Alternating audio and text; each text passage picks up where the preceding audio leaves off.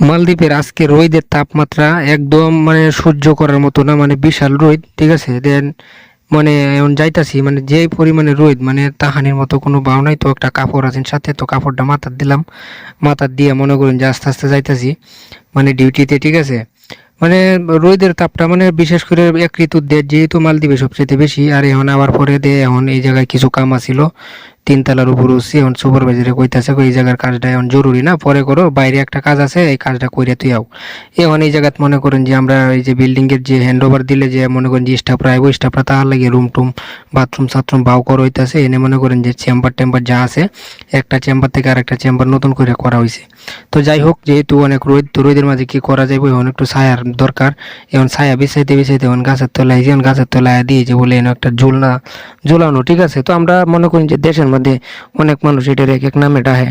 তো এটা মনে করুন যে আমরা এই জায়গায় মালদ্বীপে মানে অনেক, মানে প্রায় এই আইল্যান্ডের মাঝে গাছের মাঝে গাছের ডালের মাঝে ঝুলানো থাকে এগুলো দোলনা। তো এখন আমরা দুজনে যেহেতু কাজ করি, তখন হেও মনে করেন যে মোবাইল টোবাইল টিপতেছে বইয়া। তারপরে তখন হেরে মানে ক্যামেরার মধ্যে একটু লইলাম। এখন আমি মনে করেন যে বই রয়েছি, এখন যেহেতু রোজার দিন, তো রোজা রাখিয়ে মনে করেন যে এখন যেহেতু ছায়ার মধ্যে আইছি, এখন আলাদা একটা শান্তি লাগতেছে, মানে মনটা একটু ঠান্ডা লাগতেছে, একটু প্রশান্তি পাইলাম।